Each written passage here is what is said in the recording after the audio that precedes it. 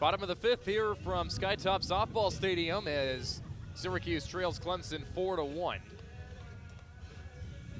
McCubbin back out on the mound for the Tigers. It's gone 4 innings, allowing 1 earned run, and that was a Madison Knight home run.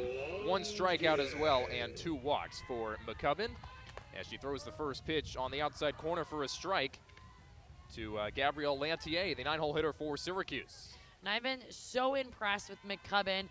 Her ability to command the zone, only giving up 1 long ball, but no free passes for Syracuse. And you just watch her attack, hitter after hitter, and she's somebody who's continually getting better. And for Clemson, they really utilize multiple arms on their pitching staff, so she is somebody who is going to get the ball throughout the season. And after these performances, it's only building confidence for Rittman to be able to put her into big positions. As McCubbin gets Lantier reaching on the outer half. And that's how this inning gets started. 1 batter and 1 out for McCubbin. It brings up the top of the order, Angel Hasso. Angel Hasso 0 for 2 today. Swings and lines one to right field, but it's right at Johnson. And that has been just an unfortunate dilemma for Angel Hasso today. Is she has made good contact, but all 3 outs have gone right to someone. Cindy. Coach Depking walking over to the dugout to give her a fist bump and kind of just smiled at her because sometimes that is just the game. Now, the beauty of softball is you could hit a ball weird and it could fall in and you're like, how did I get a base hit? But then you could square up a ball and be like, how did I not get a base hit? So it's something that comes in waves and you just have to stick with it and trust the game. It's the fun and the hard part of softball is the unpredictability as Madeline Lopez fouls one off to the left side.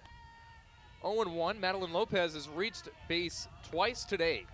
And it's not been by the bat, it's been by a hit by pitch and a walk in the first and third innings. But it's her previous at-bats where she's been so successful that has led to those free bases, I truly believe, because as a pitcher, you know who's been hot on the weekend and you tend to pitch them a bit more carefully, and they've been trying to work her inside and ultimately have missed.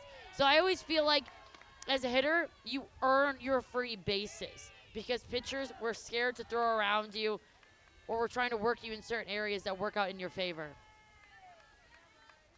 2 balls, 2 strikes with 2 away.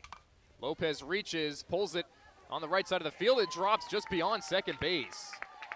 And what we just talked about, that one not a well-hit ball by Lopez, but able to drop in. And I'm sure Hasso is saying, I got you that base hit because I moved right field back for you. Yeah, that's very true. That's a great point, Sydney, as Lopez is aboard for the 3rd time today. And you mentioned Madeline Lopez doing it at the plate.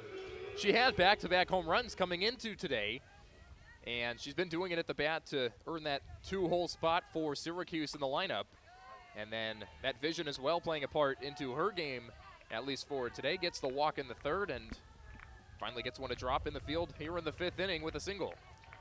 Breen up in the box for her most so far in this series. Kelly Breen slaps one the other way. That one drops as well. Lopez rounds second. She's going for 3. The throw is late. And there's runners on the corners for Syracuse, down by 3 here in the 5th. Does not take much sometimes to be able to get runners in scoring position. And right there, 2 kind of dink hits able to fall through.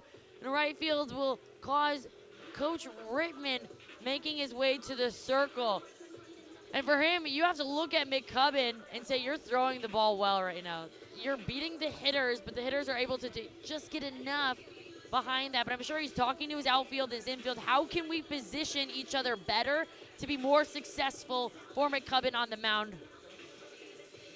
The most trouble, really, that McCubbin has faced here in this game has come right now in the 5th inning.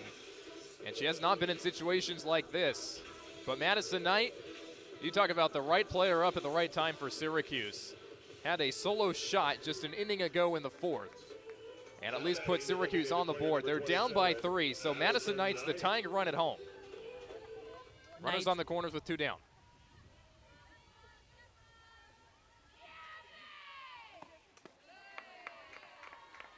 Knight taking a deep breath before she stepped into the box, understanding that this is probably the biggest moment of the game for Syracuse. They have not been in an opportunity like this to really get close within Clemson.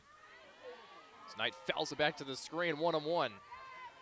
McCubbin painting the inner half of the plate. You saw Knight take the first one for a ball, and that one tries to attack it.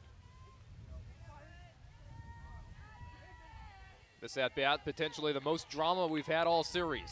The 1-1.